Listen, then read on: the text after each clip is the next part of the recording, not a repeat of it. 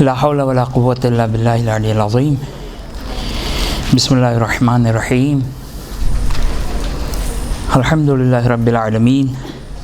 الصلاة والسلام على سيدنا ومولانا أبي القاسم محمد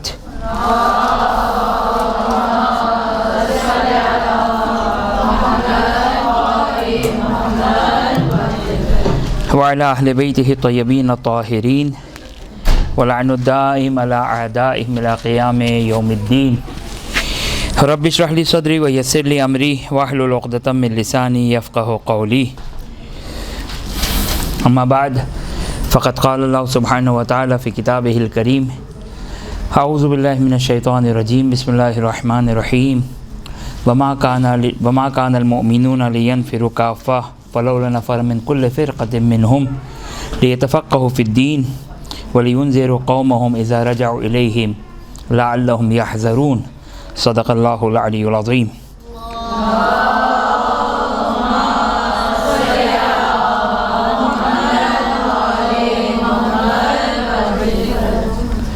ہماری گفتگو علم دین کی اہمیت کے ذیل میں چل رہی تھی اور آپ کی خدمت میں بیان کیا کہ تفقہ فی الدین، دین کو حاصل کرنا، دین کو سمجھنا، دین کو سیکھنا، یہ انسان کی خلقت کا مقصد اس سینس میں کہ وما خلقت الجن والانس الا لیعبدون، کہ خداوند متعال نے انسان کو قرآن کی آیت وما خلقت الجن والانس، کہ جن و انس کو خلق نہیں کیا گیا مگر یہ کہ وہ، اب سرسری ترجمہ کر رہا ہوں میں اس کا، وما خلقت الجن والانس الا لیعبدون، تاکہ وہ خدا کی عبادت کریں. اب یہ سرسری ترجمہ ہے، عبادت کریں. خوب عبادت دین کے تفقہ کے بغیر، دین کی فہم کے بغیر، دین کی سمجھ کے بغیر ممکن نہیں ہے. اب واقعاً اگر ہم اپنی زندگی کا محاسبہ کریں، ابھی اپنے آپ کو مدرسے میں نہ قرار دیں بلکہ اپنی پاسٹ، پریزنٹ اور فیوچر کی زندگی پر اگر ہم نگاہ ڈالیں تو ہماری زندگی میں دین کے لیے، دین کے تفقہ کے لیے، اب ایک جملہ مجھے سمجھ نہیں آ رہا ہے، کہنے کا جی تو بہت چاہ رہا ہے، کہہ بھی دیتا ہوں. ہم سمجھتے ہیں دین یعنی مفاتیح الجنان. نہیں، یہ ایک بہت ہی بات کی بات ہے مفاتیح الجنان. آج ہماری زندگی میں اکثر چیزیں یہ ہیں. یقینی طور پر مفاتیح الجنان خود ایک معارف ہے، خزانہ علوم آل محمد علیہ السلام ہے، جس میں دعائے عرفہ ہے، دعائے ابو حمزہ سمالی ہے، جوشن کبیر ہے، زیارت اہل بیت اطہار علیہ السلام ہے کہ جس کے ذریعے سے ہم خدا کی معرفت حاصل کرتے ہیں، محمد و آل محمد علیہ السلام کی معرفت حاصل کرتے ہیں. لیکن ہم اس حساب سے تو مفاتیح کو پڑھتے ہی نہیں ہیں. ہم اپنے مسائل کو سولو کرنے کے لیے، حل کرنے کے لیے مفاتیح الجنان کو پڑھتے ہیں، ان کے اعمال کو انجام دیتے ہیں. فی الحال میں مفاتیح الجنان کی نعوذ باللہ من ذالک کوئی مخالفت نہیں کرنا چاہتا ہوں، لیکن اس کے معارف، اس کی تعلیمات سے ہٹ کر خود مفاتیح الجنان دین نہیں ہے. تفقہ فی الدین، ہاں، اگر ہم دعائے ابو حمزہ سمالی، دعائے عرفہ، زیارت جامعہ اور باقی زیارتیں اور دعائیں جس میں خدا کا تعارف کرایا گیا، خدا شناسی کروائی گئی، اہل بیت اطہار علیہ السلام کو پہچانوایا گیا، کہ نوعاً شاید اگر میں بہت زیادہ بدگمانی نہ کروں تو 90% جو ہے وہ ان چیزوں سے ہمارا کوئی سروکار نہیں ہے. ہمارا سروکار یہ ہے کہ یہ اتنا ثواب مل جائے. یقینی طور پر ثواب اصل ہے، اساس ہے ثواب، خدا کے رضوان، جنت، ثواب. یہ نعوذ باللہ من ذالک کو اس کی اہانت کرے تو ممکن ہے دائرہ اسلام سے خارج ہو جائے. لیکن یاد رکھیے گا کہ ثواب انسان کو انسان کی معرفت کے حساب سے ملے گا. انسان کی جتنی معرفت ہوگی اتنا ثواب ملے گا، ورنہ ممکن ہے ہم پوری کی پوری مفاتیح حفظ کر لیں، پوری کی پوری مفاتیح. اب مفاتیح کو میں اسباب مثال بیان کر رہا ہوں، ورنہ بہت ساری دعاؤں کی کتابیں ہیں، لیکن ہمارے یہاں جو عام طور پر دعاؤں کی کتابیں وہ مفاتیح الجنان ہیں. لیکن اگر ہمارے پاس وہ معرفت نہیں تو ممکن ہے ہمارا عمل بہت ہی سبک ہو، بہت ہی ہلکا ہو. اعمال وزنی ہوتے ہیں معرفت کے پیش نظر، معرفت کی بنا پر. انسان کے اعمال ایسے ہی نہیں کہا ہے روایت نے کہ عالم کی، اب مفہوم روایت بیان کروں کہ عالم کی 2 رکعت عابد کی مثلا 70 رکعت سے افضل ہے. کیوں؟ وہ معلوم ہے اس کا فلسفہ کیا ہے. وہ معرفت کا لیول جو ایک عالم کا ہے، ایک عابد کا وہ معرفت کا لیول نہیں ہے. الحال فی الحال مجھے اس موضوع پر گفتگو نہیں کرنی، لیکن اصل چیز تفقہ فی الدین ہے، دین کو سمجھنا ہے. یہ انتہائی اہم ہے. ہم کہاں کھڑے ہیں، ہمارا ماحول کہاں کھڑا ہے، خوب واقعاً یہ ایک فکر کی بات ہے، توجہ کرنے کی بات ہے. بنیادی تبدیلی کی ضرورت ہے. دین جو توحید سے جس کا آغاز ہے، میں نے کل گزشتہ گفتگو میں 3 بنیادی چیزیں بیان کی تھی دین کے سلسلے میں، باقی شاید بہت زیادہ اتنا زیادہ اہم نہ ہو. ایک اعتقادات اور معارف جس کو ہم اصول دین کہتے ہیں. اصول دین فقط توحید، عدل، نبوت، امامت، قیامت، یہ 5 چیزیں سیکھ لینا پڑھنا توحید نہیں ہے. یہ ایمان اور اعتقادات نہیں ہے، بلکہ اس کی جو طول و تفصیل بیان کی گئی دعاؤں میں، روایتوں میں، علماء کرام نے جو اس کی وضاحت کی، اب یہ ایک شعبہ ہے تفقہ فی الدین کا. دوسرا شعبہ اخلاقیات ہے. اخلاقیات الا ماشاء اللہ روایات آل محمد علیہ السلام اور تعلیمات آل محمد علیہ السلام میں اس کو بیان کیا گیا. خب یہ دوسرا شعبہ. اور تیسرا جو اعتقادات کے بعد، اب یہ چلے کہہ لینے دے مجھے، اس کا میں بہت زیادہ ذمہ دار نہیں ہوں، لیکن اعتقادات کے بعد سب سے اہم جو ہے وہ تیسرا شعبہ حلال و حرام کا شعبہ. مسائل فقہ کہ ایک فقیہ مرجع مجتہد اپنی ساری کی ساری زندگی صرف کرتا ہے، لگاتا ہے.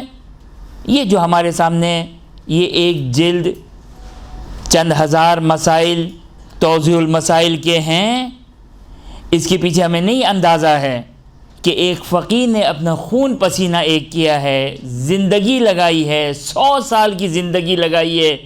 ہمیں نہیں معلوم ہے اجتہاد کس کو کہتے ہیں، مجتہد کس طرح اجتہاد کرتا ہے، واقعا ہمیں احساس نہیں ہے. ہم سمجھتے ہیں جس طرح ہم مسائل فقہ بناتے ہیں، مجتہد جو وہ اس طرح مسائل فقہ جو کہ وہ بناتا ہے، یہ ادھر سے توضیح جمع کی، ادھر سے جمع کی اور ایک توضیح المسائل لکھ دی. ایسا نہیں ہے. وہ ایک مسئلے پر ایک مسئلے پر بلکہ نہیں، مسئلہ بھی غلط ہے. ایک اگر مسئلہ دیا ہے تو ممکن ہے اس میں 3 نکتے ہوں، 4 نکتے ہوں، 5 نکات ہوں. ہر نکتے کے اوپر وہ قرآن و حدیث سے دلیل لے کر آتا ہے. اور دلیل کا مطلب یہ نہیں ہے کہ لیپ ٹاپ میں جو وہ ایک بٹن دبایا کہ اس مسئلے فقہ میں کون سی روایت ہے، کون سی آیت ہے، ٹھک کر کے اس کو نہیں، اس کے پیچھے کتنی اس کو محنت کرنی پڑتی ہے. ایک مسئلے کے لیے واقعاً ایک مسئلے کے لیے بعض اوقات ممکن ہے شاید کئی دن گزر جائیں ایک مسئلے کو سولو کرنے کے لیے، ایک فقہی مسئلے کو سولو کرنے کے لیے. تو ہمیں نہیں معلوم ہے یہ جو توضیح المسائل، ایک توضیح المسائل ہمارے پاس موجود ہے. ہمارے پاس اتنی فرصت نہیں ہے، ہمارے پاس اتنا ٹائم نہیں ہے کہ ہم ایک توضیح المسائل پڑھیں. اور وہ فقیہ جس کی کوئی غرض نہیں ہے، وہ کچھ نہیں چاہتا ہے، اس کو ہم سے کوئی اجرت نہیں چاہیے، اسے وہ قربت اللہ اس کام کو انجام دے رہا ہے، قربت اللہ اس کو انجام دے رہا ہے۔ اب میں آپ کے لیے یہ جملہ نہیں کہہ رہا ہوں، اگر یہ میری بات اگر کہیں باہر جاتی ہے تو میں ان کے لیے ایک جملہ کہوں کہ مجھ ابا کبا کو دیکھ کر، مجھ جیسے ابا کبا کو دیکھ کر ایک فقیہ کا اندازہ نہ لگایا جائے، ایک مرجے کا اندازہ نہ لگایا جائے کہ میں نے بھی ابا کبا پہنا ہے، اس نے بھی ابا کبا پہنی ہے، تو مثلا اب یہ مولوی جیسا ہے وہ سارے اوپر تک سارے مولوی ایسے ہی ہیں، نہیں، واقعاً زندگی اصل میں نے پچھلے اتوار کو بھی آپ کی خدمت میں یہ بات عرض کی تھی، ہمارے پاس تو ایک فقیہ کا نام آتا ہے، دو فقیہ کو ہم پہچانتے ہیں، کتنے ہی ایسے فقیہ ہیں، کتنے ایسے فقہا گزر گئے، کتنے ہی ایسے فقہا گزر گئے جنہوں نے نہ اپنی کوئی توضیح لکھی، نہ انہوں نے کوئی رسالہ عملیہ لکھا، ہاں فقہا تھے، اور شاید اس زمانے کے جو عالم ہوں ان سے بھی بڑے ہوں، فقہا تھے، شاگرد تیار کیے، حوض علمیہ کے، حوض علمیہ کا سرمایہ ہے، ہمیں اندازہ نہیں ہے، ہم سمجھتے ہیں کہ سرمایہ وہی جو کیش کی شکل میں ہو، ڈالر کی شکل میں ہو، روپیز کی شکل میں ہو، اس کو ہم سرمایہ کہتے ہیں۔ یہ جو تشیع کا سرمایہ ہے فقہا کہ جس سے حوضات علمیہ چلتے ہیں، جس سے دین کی تبلیغ ہوتی ہے، جس سے دین دنیا میں پھیلتا ہے، خوب یہ ایک سلسلہ ہے، ایک سیڑھی ہے، ایک سلسلہ ہے کہ جو مثلا فقہا تک جاتا ہے، اس کے شاگرد دنیا میں پھیلے ہوتے ہیں۔ علی ای حال پس توجہ کریں کہ یہ تین چیزیں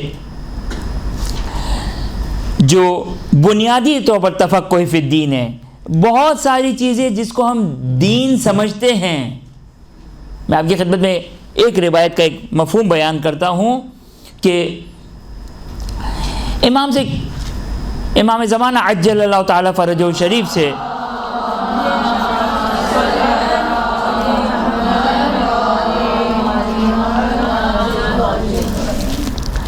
روایت اکمال الدین کی ظاہراً روایت ہے، شیخ صدوق کی کتاب اکمال الدین کی روایت ہے، سوال کیا امام سے، امام نے کہا وہ سوال مت کرو جو تمہارے کام نہ آئے، جو تمہارے لیے فائدہ نہ رکھتا ہو، تمہارے لیے فائدہ نہیں رکھتا ہے، ہم سمجھتے دین ہے یہ۔ اچھا کوئی ڈرامے کی بات نہیں ہے، کوئی فیس بک کا سوال نہیں ہے، کوئی واٹس ایپ کا سوال نہیں ہے، کسی فلم کا سوال نہیں ہے، نعوذ باللہ من ذالک امام سے کیا گیا، جس کو ہم دین سمجھ رہے ہیں۔ امام سے سوال کیا، امام نے کہا کہ ایسا سوال مت کرو جو لا یعنیک، جو تمہیں کوئی فائدہ نہ دے۔ تاریخ کے بہت سارے سوالات ہمارے ایسے ہی ہیں، تاریخ کے بہت سارے سوالات نہ اعتقادات کے زمرے میں آتے ہیں، نہ اخلاقیات کے زمرے میں آتے ہیں، نہ حلال و حرام کے زمرے میں آتے ہیں۔ صحیح ہے، اچھی بات ہے، میں نہیں کہتا ہوں کہ تاریخ نہیں ہونی چاہیے، لیکن بہت ساری باتیں، بہت ساری چیزیں جس کو ہم دین سمجھتے ہیں، یہ دین میں تفقہ فی الدین کی جس کو امام انفسائز کر رہے ہیں، امام جس کو بیان کر رہے ہیں، مثال کے تو امام فرماتے ہیں کہ تفقہ فی الدین فإن الفقہ مفتاح البصیرہ وتمام العبادہ والسبب الی المنازل الرفیعہ، کہ تفقہ فی الدین انسان کو بلند مرتبہ عطا کرتا ہے۔ ومن لم یتفقہ فی دینہ، جو اپنے دین میں تفقہ نہیں کرتا، لم یرض اللہ لہ عملا، خدا اس کے عمل سے راضی نہیں ہے۔ خدا یعنی ہم مفاتیح پہ مفاتیح پڑھ لیں، نمازوں کی نمازیں پڑھ لیں، عبادت عمل کہہ رہے ہیں، نماز روزہ حج زکوٰۃ خمس سب شامل ہے اس میں، اگر تفقہ فی الدین نہیں ہے لم یرض اللہ لہ عملا، خدا مطلب اس کے عمل سے راضی نہیں ہے۔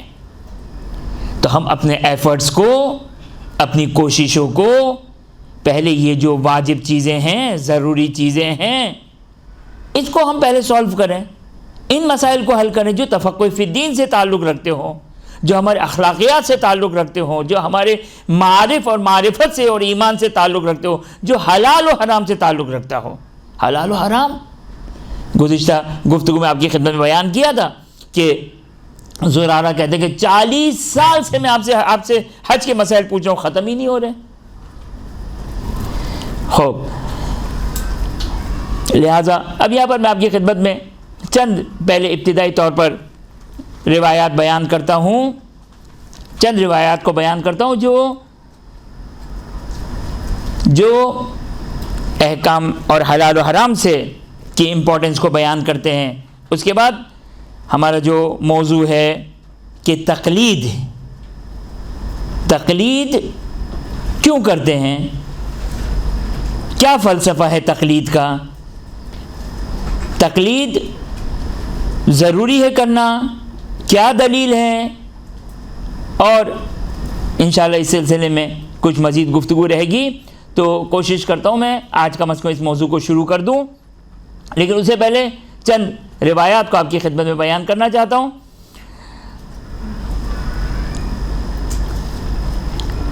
خوب، راوی اسحاق بن عمار چھٹے امام جعفر صادق علیہ الصلوۃ والسلام سے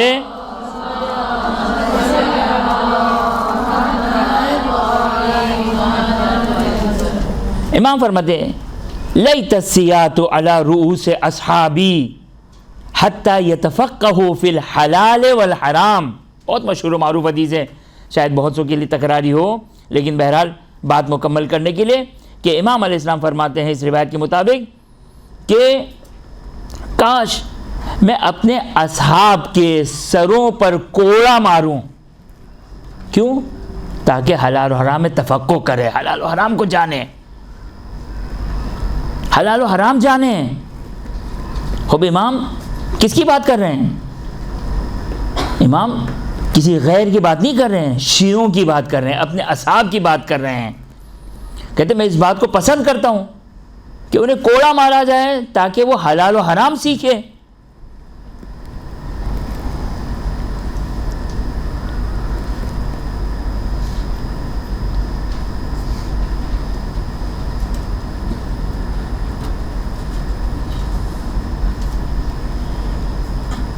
خوب، یہ ایک روایت ملاحظہ فرمائیں کہ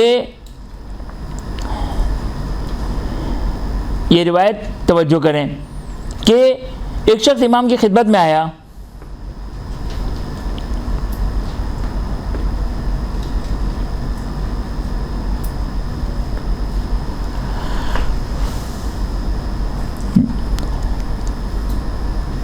راوی کہتا ہے کہ میں نے چھٹے امام سے کہا ان لی ابنن قد احب ان یسألک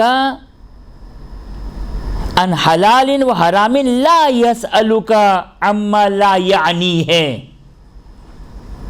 یعنی یہ اگرچہ راوی کا سوال ہے، راوی کا سوال اتنا امپورٹنٹ نہیں ہوتا، امام کا جواب امپورٹنٹ ہوتا ہے۔ راوی یہ کہتا ہے کہ میرا ایک بیٹا ہے، میں پسند کرتا ہوں کہ وہ آپ سے حلال و حرام کے بارے میں سوال کریں، اور لا یسألک عما لا یعنی ہے۔ آج واٹس ایپ پہ ہماری بہت سارے ڈسکشنز رہتے ہیں، لگے ہوئے ہوتے ہیں ہم یہ مسائل سالو کرنا، وہ مسئلہ سالو کرنا، دنیا بھر کے سارے مسائل ہم واٹس ایپ پہ سالو کر رہے ہوتے ہیں۔ تو امام سے یہ راوی سوال کرتا ہے کہ میرا فرزند ہے، میں پسند کرتا ہوں، ظاہراً قد احب ہونا چاہیے، میں پسند کرتا ہوں ان یسألک، وہ آپ سے سوال کرے حلال و حرام کے بارے میں، ولا یسألک عما لا یعنی ہے، اور جو کوئی فائدہ نہیں رکھتے اس کے بارے میں سوال نہ کریں۔ امام علیہ السلام فرماتے ہیں هل يسأل الناس عن شيء افضل من الحلال والحرام، امام علیہ السلام فرماتے ہیں آیا کوئی چیز ہے دنیا میں کہ لوگ اس کے بارے میں سوال کرے جو حلال و حرام سے افضل ہو، یعنی حلال و حرام سے افضل کوئی شے ہے؟ وہ معلوم ہے توحید کا عقیدہ ہٹا کر، رسالت و امامت کا عقیدہ ہٹا کر امام علیہ السلام یہ بات کر رہے ہیں، وہ معارف اپنے مقام پر، لیکن امام فرماتے ہیں کہ دنیا میں کوئی شے ہے کہ حلال و حرام سے زیادہ کوئی افضل ہو جس کے بارے میں سوال کیا جائے؟ اس کا مطلب کیا ہو گیا؟ اس کا مطلب یہ ہو گیا کہ اعتقادات اور اخلاقیات کو چھوڑ کر ہمیں حق نہیں ہے کہ ہم مولانا سے حلال و حرام کے علاوہ کوئی سوال کریں، مگر یہ کہ جب ہم مطمئن ہو جائے کہ سارے حلال و حرام ہم نے سیکھ لیے، سارے حلال و حرام نے سیکھ لیے، اب مرضی ہے جو بھی مسائل پوچھنے ہو پوچھ لیں۔ امام فرماتے ہیں کہ آیا دنیا میں کوئی ہے افضل چیز جو حلال و حرام سے ہٹ کر سوال کیا جائے؟ یا ایک اور روایت جو میں نے یہاں پر نوٹ نہیں کی ہے کہ جس کا مفہوم آپ کی خدمت میں بیان کروں، کہ راوی نے سوال کیا کہ کھانا ہے، اس کھانے میں چوہے کی نجاست گر گئی، فضلہ گر گیا۔ امام نے کہا کہ وہ کھانا نجس ہو گیا۔ راوی نے کہا کہ اس نجس فضلے کی وجہ سے میں اپنا کھانا پھینک دوں؟ امام کیا فرماتے ہیں؟ امام فرماتے ہیں تم نے اس، اب روایت میں جو تھوڑا سا تردد ہے، مجھے امام علیہ السلام کا مفہومی جواب بیان کر رہا ہوں کہ تم نے اس نجاست کو حقیر نہیں قرار دیا، بلکہ تم نے حکم خدا کو حقیر قرار دیا ہے، حکم خدا کو حقیر قرار دیا ہے۔ آج کتنے ہی زبان زد ہے احکامات الہی، شریعت آل محمد علیہ السلام، دین آل محمد کے ہم تحقیر کر رہے ہوتے ہیں، بالخصوص جو دین میں اپنے آپ کو کچھ سمجھتے ہیں۔ کس طرح ہم احکامات الہی کی تحقیر کرتے ہیں، کس طرح توہین کرتے ہیں۔ اچھا اس طرح وضو کرو، اس طرح نماز پڑھو، اس طرح یہ مسئلہ وہ مسئلہ، تھوڑا سا اگر مسئلہ اگر بیان کیا جائے تفصیل کے ساتھ تو حقارت سے سنا جاتا ہے۔ اب یہ کس کی تحقیر کی جا رہی ہے؟ مولوی کی تحقیر کرے کوئی مسئلہ نہیں ہے، لیکن مسئلہ مولوی کی تحقیر نہیں ہو رہی ہے، مولوی کو حقیر نہیں قرار دیا جا رہا ہے، بلکہ یہ حکم خدا کو حقیر قرار دیا جا رہا ہے۔ یہ حکم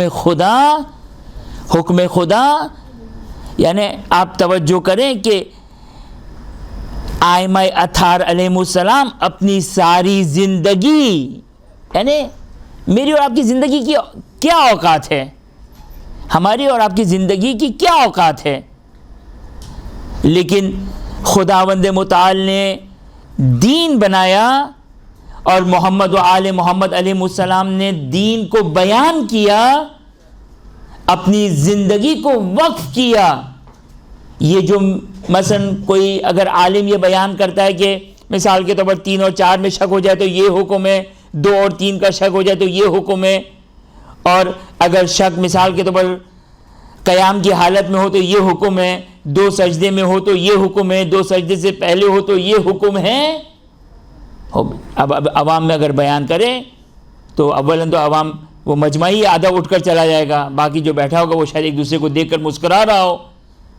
اب یہ کس کی تحقیر ہے؟ یہ یعنی جو ائمہ اطہار علیہ السلام کس نے بیان کیے؟ ایک فقیہ نے، ایک مجتہد نے اپنی جیب سے بیان کیے۔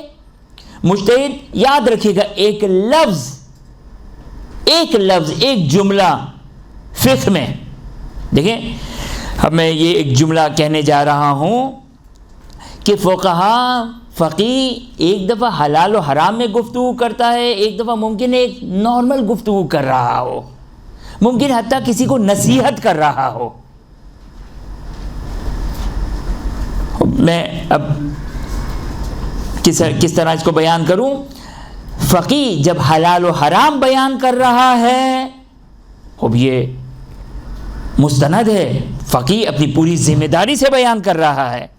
اما نصیحت ممکن ہے وہ اپنے تجربے کی بنا پر بات کر رہا ہو، ممکن ہے حالات کی بنا پر بات کر رہا ہو، جس طرح ہوتا ہے انسان کی اپنی ایک اسٹڈی ہوتی ہے، ایک سیاست ہوتی ہے، ایک مطالعہ ہوتا ہے، ایک وہ کوئی اپنی تجربے کی بنا پر بات کر رہا ہوتا ہے۔ تو یہ نہیں ہے کہ ہم یہ کہیں کہ نہیں اس کی بات، ہمارے فقیہ نے یہ بات کہہ دی تو بس اس کو ہمیں قبول کرنا ہے، نہیں، وہ ممکن ایک نصیحت کر رہا ہو، ایک جنرل نصیحت کر رہا ہو۔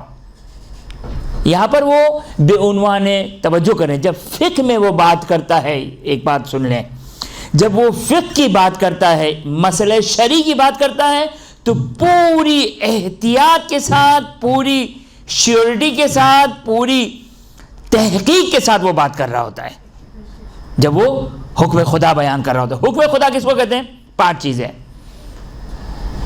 واجب، حرام، مستحب، مکروہ، مباح. یہ تو تکلیف خمسہ ہو گئی، احکام تکلیفیہ جو 5 ہیں یہ وہ ہو گئی. اس کے علاوہ حکم خدا، نماز صحیح، کوئی عبادت صحیح ہے، کوئی عبادت باطل ہے، لباس نجس ہے، لباس پاک ہے، کوئی کسی کا مالک بنا نہیں بنا، وہ پوری کی پوری فقہ. جب وہ فقہ بیان کر رہا ہوتا ہے تو پوری کی پوری ذمہ داری کے ساتھ اس کے بارے میں وہ جملہ کہہ رہا تھا جو روک دیا میں نے کہ جب مجتہد کہہ رہا ہوتا ہے تو یا قرآن کی روشنی میں کہہ رہا ہوتا ہے یا حدیث کی روشنی میں کہہ رہا ہوتا ہے. قرآن کی روشنی میں، حدیث کی روشنی میں. اگر میں مثال کے طور پر اگر کوئی فقیہ کا، کوئی مرجع کا، مجتہد تو نہیں ہوں میں، نہ مجتہد ہوں نہ میرا مقلد ہیں. اگر میں کوئی حکم خدا بیان کر رہا ہوں تو میں آپ کے مقلد، آپ کا مقلد جس کی آپ تقلید کرتے ہیں، میں اس کا حکم خدا بیان کروں، اس کا حکم، اس کا فتویٰ بیان کروں کہ وہ جو فتویٰ لے کر آ رہا ہے اس نے اپنی جیب سے نہیں نکالا ہے بلکہ اس نے قرآن و حدیث سے نکالا ہے. لہذا میں پابند ہوں اس بات کا کہ میں اس فقیہ کا پراپر طریقے سے اس کے رسالہ عملیہ، اس کی فقہی کتاب میں جو فتویٰ درج ہے صحیح طریقے سے میں سمجھوں اور پھر بیان کروں. میں پابند ہوں اس بات کا.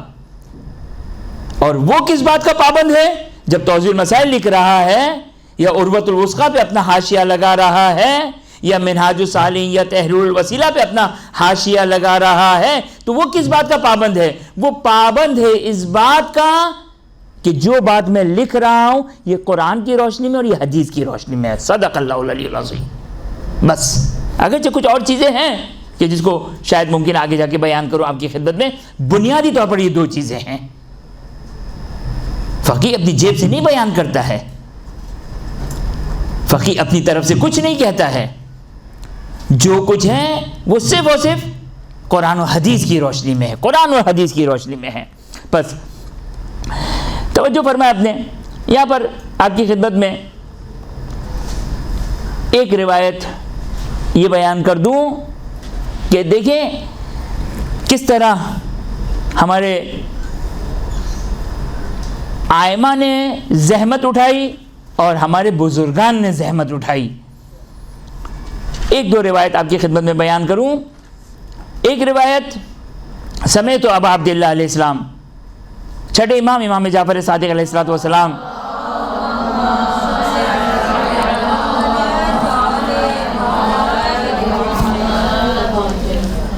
امام فرماتے ہیں، توجہ کریں، سمیت ابا عبداللہ علیہ السلام احب الناس الی احیاء و امواتا 4.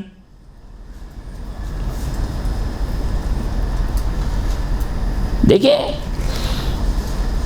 اپنی زندگی میں دین کا توازن برقرار رکھیں.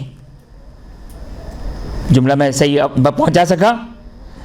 اپنی دینی زندگی میں دین کا توازن برقرار رکھیں. نہ ہم نماز روزے میں اس طرح لگ جائے کہ ہمارے اعتقادات، ہماری ولایت، ہماری محبت آل محمد اور تبرہ یہ افیکٹ ہو، نہ محبت اور برات اس طریقے سے ہو کہ یہ فقہ اور حلال و حرام افیکٹ ہو. اس کو کہتے ہیں یہ تعادل برقرار نہ ہونا. تعادل برقرار کیسے ہو؟ ہمارا عقیدہ بھی محکم اور مضبوط اور وہ ہو جو آل محمد نے دیا، اور ہمارا عمل بھی وہ ہو جو آل محمد علیہ السلام نے دیا. اب توجہ کریں، امام فرماتے احب الناس الی احیاء و امواتا 4. عجیب حدیث ہے واقعا. کیا فرماتے امام فرماتے احب الناس الی، یعنی کتنا بڑا مقام ہے. امام فرماتے، چھٹے امام فرما رہے ہیں احب الناس الی، میرے نزدیک سب سے محبوب ترین افراد. احب اس میں تفضیل ہے. اس میں تفضیل کا مطلب کیا ہوتا ہے؟ اردو میں کیا ترجمہ کریں گے؟ سب سے زیادہ. احب الناس الی احیاء و امواتا، سب سے زیادہ میرے نزدیک محبوب ترین افراد زندوں میں اور مردوں میں 4 ہیں فقط.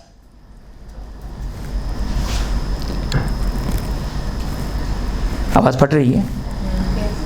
خوب دوبارہ بولتا ہوں میں. امام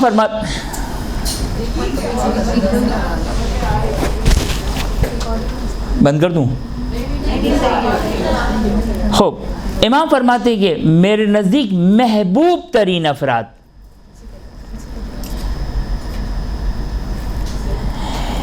امام فرماتے ہیں میرے نزدیک سب سے زیادہ محبوب ترین افراد زندوں میں اور مردوں میں 4 لوگ ہیں. 4 لوگ ہیں. کتنا بڑا شرف ہے ان 4 لوگوں کے لیے.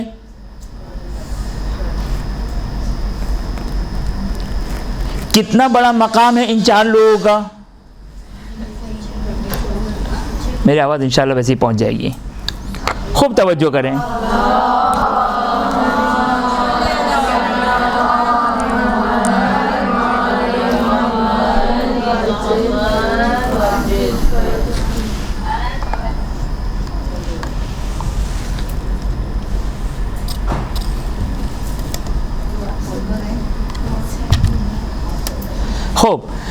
خوب توجہ کریں. امام فرماتے ہیں کہ احب الناس الی احیاء و امواتا 4، میرے نزدیک. چھٹے امام فرما رہے، حجت خدا، ولی خدا ارشاد فرما رہے میرے نزدیک زندوں اور مردوں میں 4 لوگ سب سے زیادہ محبوب ہیں. صحیح ہے، ہر چاہنے والا امام کا ائمہ کے نزدیک محبوب ہے. اور جتنا ایمان کے لحاظ سے قوی ہوگا، عمل کے لحاظ سے قوی ہوگا، وہ اتنے ہی اس کے درجات بنتے چلے جائیں گے. لیکن سب سے زیادہ محبوب کتنے افراد ہیں؟ 4 ہیں. کتنا بڑا شرف ہے، کتنا بڑا شرف ہے. امام فرماتے ہیں وہ 4 کون ہیں؟ برید ابن معاویہ عجلی، زرارہ، محمد ابن مسلم. اب یہاں پر عجیب ہے، اس روایت میں ابو بصیر نہیں آئے. اس روایت میں ابو بصیر نہیں ہے، ورنہ اکثر روایتوں میں ابو بصیر ہے. اس میں احول کا نام لیا ہے. خوب علا یہ حال، یہ 4 لوگ سب سے زیادہ محبوب ہیں. کیوں؟ کوئی رشتہ داری تھی؟ خوب توجہ کریں، آگے بیان کرتے ہیں.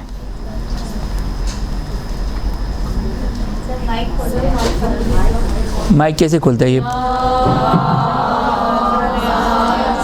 جی کھولیے. ایک اور حدیث کو دیکھیں، اس سے پتہ چلے گا کہ کیا کرائٹیریا کیا تھا ان 4 لوگوں کا. امام فرماتے جن سے میں سب سے زیادہ محبت کرتا ہوں. توجہ کیجئے گا، یہی امام سے محبت کا کرائٹیریا ہے. یہی کرائٹیریا ہے. یعنی ہم جتنا ان 4 لوگوں سے قریب ہوں گے، کس اعتبار سے؟ ان کی شخصیت کے اعتبار سے. وہ کیا ہے؟ امام فرماتے ہیں، یہ بھی چھٹے امام سے روایت ہے کہ سمعت ابا عبداللہ علیہ السلام یقول ما اجد احدا احیا ذکرنا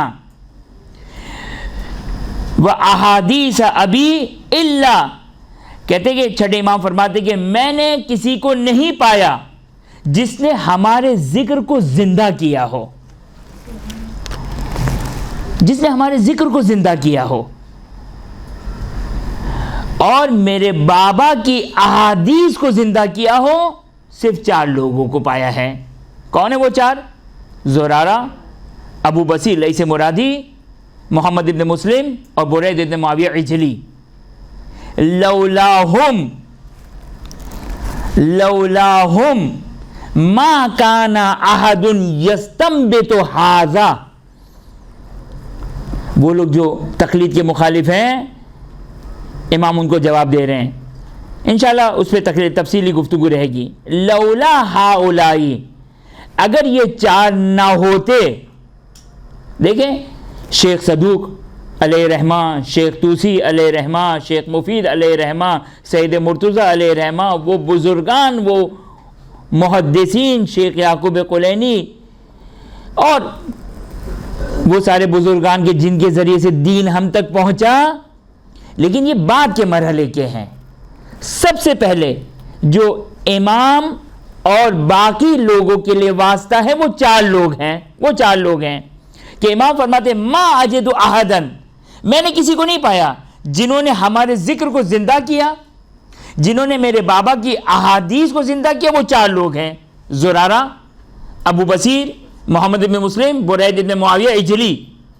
لولا ہؤلاء، اگر یہ چار لوگ نہ ہوتے، ما کان احد یستنبط ھذا، تو کوئی بھی حکم خدا کو، حلال و حرام کو استنباط نہیں کر سکتا تھا۔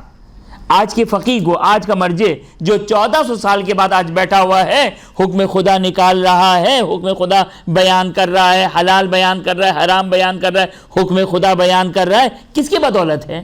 چھٹے امام سے سنا؟ پانچویں امام سے سنا؟ نہیں، یہی زرارہ، یہی محمد ابن مسلم، یہی برید ابن معاویہ عجلی، یہی ابو بصیر۔ اچھا، اور بھی بہت سارے بزرگان تھے، تقریباً 18 اصحاب اجماع کے نام سے مشہور ہے، اصحاب اجماع کے نام سے 18 تقریباً جو وہ فقہا مشہور ہے، لیکن امام نے کسی کا نام لیا؟ ان چار لوگوں کا نام لیا، ان چار لوگوں کا نام لیا۔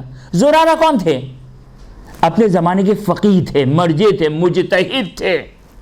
محمد بن مسلم کون تھے؟ اپنے زمانے کے مرجع تھے، فقیہ تھے۔ یعنی واقعاً آج ہمارا منبر کہاں جا رہا ہے، اور ہم بھی سن کر جو ہے وہ ایک کان سے سنا دوسرے کان سے نکال دیا، یا اصلاً لاپرواہی کہنے والا یہ بیان کر رہا ہے کہ امام صادق علیہ السلام کو فقہا تو مل گئے تھے، قیام کرنے والے نہیں ملے۔ استغفار کریں۔ امام کہتے ہیں مجھے سب سے زیادہ محبوب زرارہ ہے، سب سے زیادہ محبوب محمد ابن مسلم ہے۔ یہ شخص اپنے اغراض کو حاصل کرنے کے لیے کیا کہتے ہیں؟ امام کو فقیہ تو مل گئے تھے، فقہا تو مل گئے تھے۔ یعنی کیا مطلب؟ یہ کس کی مذمت کر رہے ہو؟ کہاں جا رہے ہیں خدا بہتر جانتا ہے۔ بس ہمارے اعمال کی وجہ سے ہم پر ایسے لوگ مسلط نہ ہو جائیں کہ قیامت کے دن وہ بھی جواب دے ہو، ہم بھی جواب دے ہوں۔ امام فرماتے ہیں لولا ہؤلاء، یہ چار لوگ نہ ہوتے جو اپنے زمانے کے فقیہ تھے، مرجع تھے۔ روایات موجود ہیں کہ انشاءاللہ بعد میں آپ کی خدمت بیان کروں گا۔ آیا ایک شخص امام کی خدمت میں، مولا میں آپ کی خدمت میں ہمیشہ نہیں پہنچ سکتا ہوں، کیا کروں؟ کہا جاؤ محمد بن مسلم تمہارے علاقے میں کوفہ میں، اس سے مسائل پوچھو۔ زرارہ ہے، زرارہ کی طرف کبھی اشارہ کیا؟ خوب، امام فرماتے ہیں لولا ہؤلاء، اگر یہ چار لوگ نہ ہوتے، یعنی امام کی غیبت صغرا اور غیبت کبریٰ 1000 سال 1200 سال گزر گئے، اگر 1200 سال گزر گئے اور آج دین موجود ہے تو بالخصوص ان چار ہستیوں کی وجہ سے ہے۔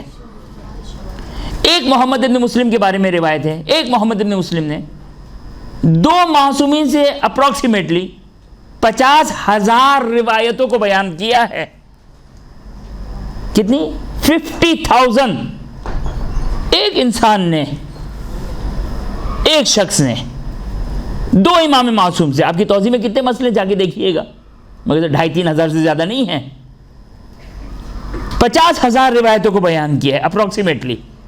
ایک محمد بن مسلم، اپنی زندگی کو وقف کیا تھا انہوں نے، اور پھر کہتے کہ امام کو فقہا مل گئے تھے، امام کو قیام کرنے والے نہیں ملے۔ اب دین جا کے پڑھیں، ائمہ کی سیرت کو پڑھیں۔ خوب، لولا ہؤلاء، اگر یہ لوگ نہ ہوتے تو آج 1000 سال تک حلال و حرام استنباط نہ ہوتا، خدا کا دین ختم ہو گیا ہوتا۔ جس طرح کوئی مقایسہ نہیں ہے، یہ بتا دوں میں آپ کی خدمت میں، کوئی کمپیریزن نہیں ہے فقہا اور ائمہ کے درمیان میں، کوئی کمپیریزن نہیں ہے، کوئی تقابل نہیں ہے کہ نعوذ باللہ من ذالک میں یہ کہوں کہ ائمہ سے مثلا ائمہ حجت خدا ہے، ولی خدا ہے، اب یہ صرف اور صرف نمائندے ہیں، لیکن بہرحال وہ خدا کے مقرب، یہ ائمہ کے مقرب۔ یہ ائمہ کے مقرب ہیں. امام فرماتے ہیں کہ سب سے زیادہ محبوب یہ 4 افراد ہیں. کیا فرماتے امام اس کے بعد؟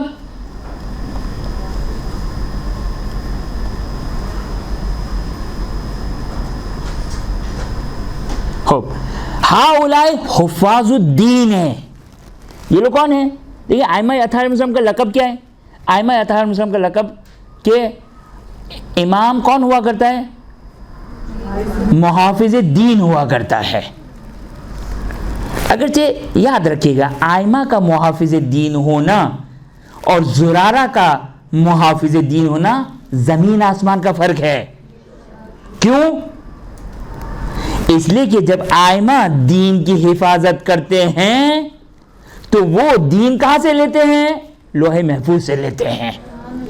معصوم ہوا کرتے ہیں. کوئی غلطی نہیں ہو سکتی ہے, کوئی اشتباہ نہیں ہو سکتا ہے, کوئی خطا نہیں ہو سکتی ہے. لیکن اب یہ غیبت ہے. دیکھیں اب یہ پورا ایک دین سمجھنا ضروری ہے کہ آخر یہ حالات کیوں ایسے ہوئے. اب یہ حالات کیوں ایسے ہوئے؟ کیونکہ امیر المومنین کا حق غصب ہوا, لہذا یہ بے ساکی کے اوپر دین آ گیا. فرق ہے میں زرارہ سے دین لوں یا امام صادق سلام اللہ علیہ سے دین لوں. یہ ایک جیسا ہے, یہ برابر الگ الگ ہے. معلوم ہے فرق ہے. زرارہ غلطی کر سکتے اور کی ہے غلطی, محمد ابن مسلم غلطی کر سکتے ہیں لیکن کوئی اور آپشن نہیں ہے, کوئی آپشن نہیں ہے. یہ نظام الہی, توجہ کریں, یہ جو خدا کا نظام ہے اس نظام کو کس نے بگاڑا؟ فلاں لوگوں نے بگاڑا. خدا نے تو کہا الیوم اکملت لکم دینکم واتممت علیکم نعمتی. جب اعلان ولایت ہوا تو دین مکمل ہو گیا علی بن ابی طالب علیہ السلام کی شکل میں. نعمت الہی تمام ہو گئی. خدا چاہتا تھا کہ یہاں رسول کی آنکھ بند ہو, امیر المومنین سلام اللہ علیہ کے پاس امامت اور ولایت آئے تاکہ وہ دین جو الہی دین تھا, جو لوح محفوظ پہ دین تھا, کہ جس کو امیر المومنین فرماتے ہیں ان عندی علم الاولین والآخرین. امام اپنے سینے کی طرف اشارہ کر کے کہتے ہیں یہاں ہے علم اولین و آخرین. زرارہ یہ نہیں ہے, یاد رکھیے گا. زرارہ کا علم کہاں ہے؟ کتابوں میں ہے. امیر المومنین آل محمد کا علم کہاں ہے؟ سینوں میں ہے. امیر فرماتا ھذا صفۃ العلم, ھذا لعاب رسول اللہ صلی اللہ علیہ وآلہ.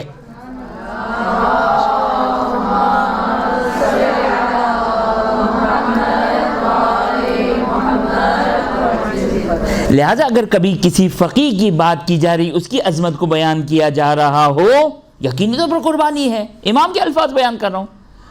ہؤلاء حفاظ الدین ہے. دین کی حفاظت کرنے والے کون ہیں؟ زرارہ, محمد ابن مسلم, ابو بصیر, برید ابن معاویہ اجلی. ان کو امام کہنے ہیں یہ دین کے محافظ ہیں. لیکن وہ دین جس دین کی ٹانگوں کو توڑا گیا 11 ہجری میں, جب امیر المومنین سلام اللہ علیہ کے حق کو غصب کیا. اب یہ ضرورت پڑ رہی ہے کہ اس طرح تقیہ کی حالت میں اور خوف اور ڈر کی حالت میں, غیبت کے زمانے میں دین کی حفاظت کی جا رہی ہے. اب دین کی حفاظت تو کرنی ہے لیکن اب اس طرح نہیں ہے.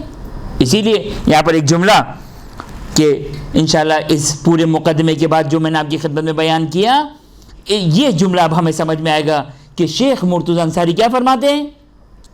غیبت کے زمانے میں, یہ جو آج غیبت کا زمانہ ہے, اس میں تقلید اور اجتہاد کیا ہے؟ مردار کھانے کی طرح ہے. واجب ہے یہ مردار کھاؤں میں؟ مرتا ہوا شخص اس کے لیے واجب ہے یا واجب نہیں ہے؟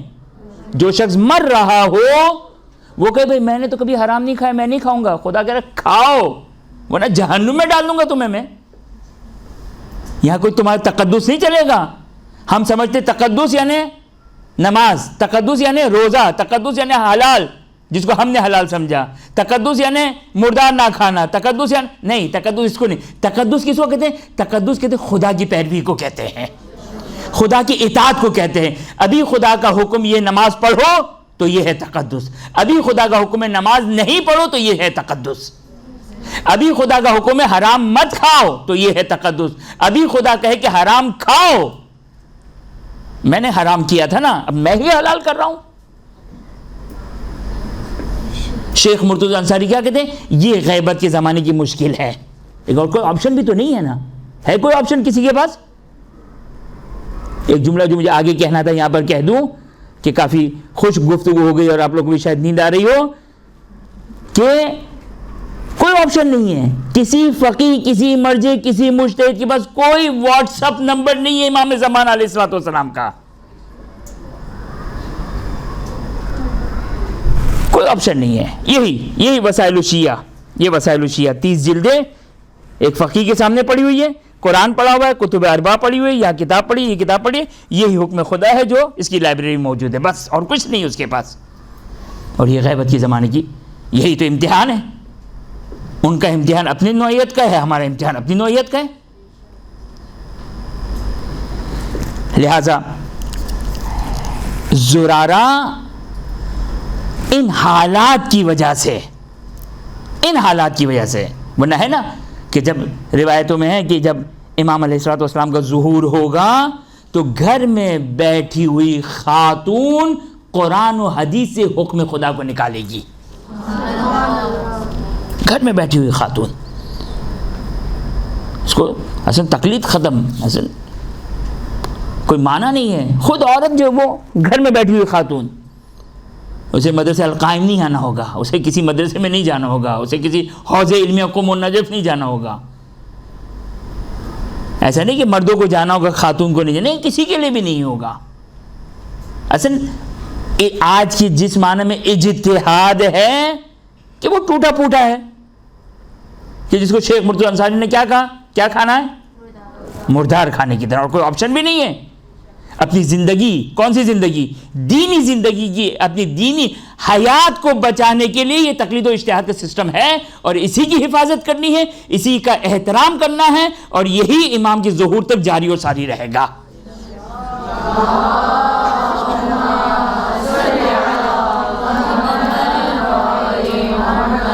اور اس کے علاوہ کوئی آپشن نہیں ہے.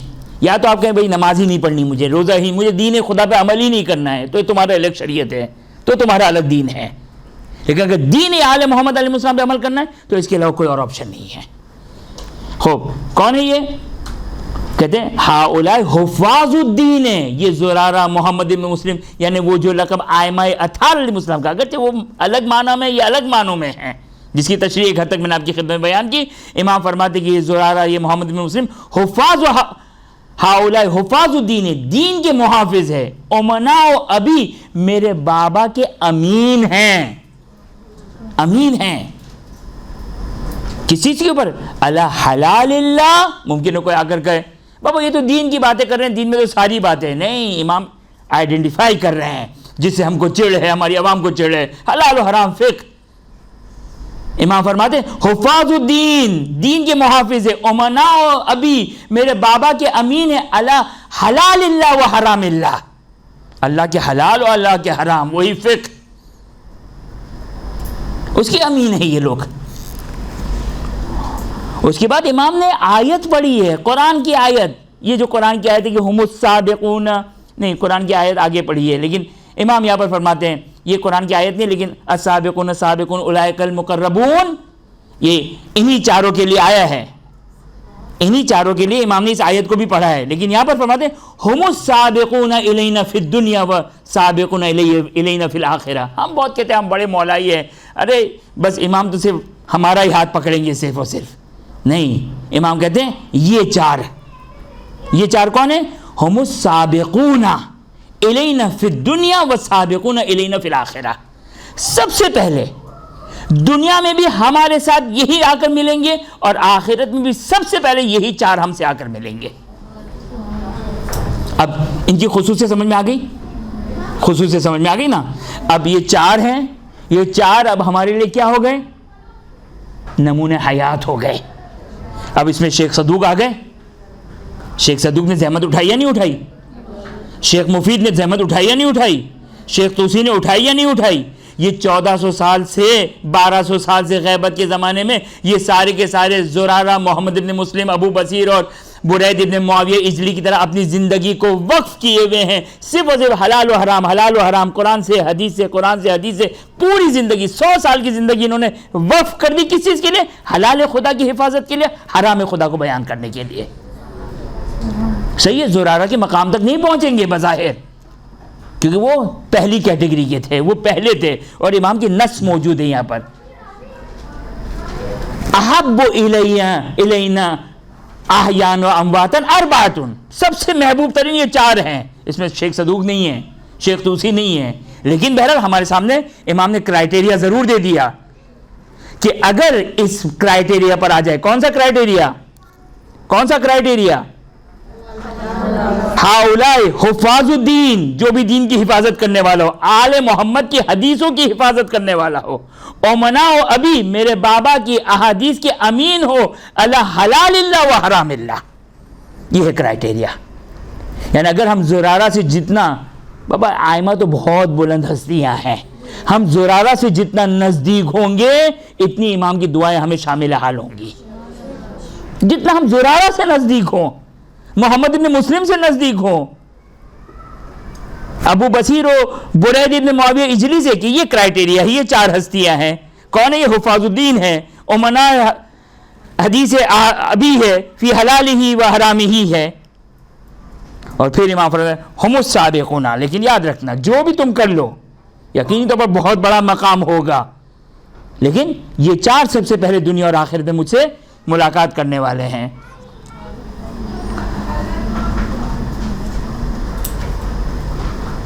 خوب انشاءاللہ اگلی دفعہ کی جو ہماری گفتگو ہے، شاید ممکن آخری گفتگو ہو، وہ آخری گفتگو جو ہماری ہوگی وہ ہوگی صرف اور صرف اس بات کے لیے کہ ہم قرآن، حدیث اور باقی جو بھی دلیلیں ہو سکتی ہے کہ اس کو پروف کریں گے، ثابت کریں گے کہ تقلید ایک فقیہ، مرجع، مجتہد، عالم کی تقلید یہ ضروری ہے یا ضروری نہیں پہلے مرحلے میں. دوسرے مرحلے میں قرآن و حدیث کی روشنی میں انشاءاللہ اس کو بیان کریں گے، اور انشاءاللہ ضمناً یہ بیان کریں گے کہ تقلید کس کی جائے، کس طرح کی جائے، یہ ضمنی طور پر بیان کریں گے آپ کی خدمت میں. لیکن انشاءاللہ اس مسئلے کو ایک حد تک اپنی ناقص عقل کی لحاظ سے انشاءاللہ سولو کرنے کی کوشش کریں گے کہ تقلید جو وہ قرآن و حدیث کی روشنی میں آیا اس کا کیا مجاز ہے، اس کا کیا مجوز ہے، کیا اس کی جواز کی دلیل ہے. انشاءاللہ یہ اگلی دفعہ آپ کی خدمت میں بیان کریں گے. وآخر دعوانا الحمدللہ رب العالمین.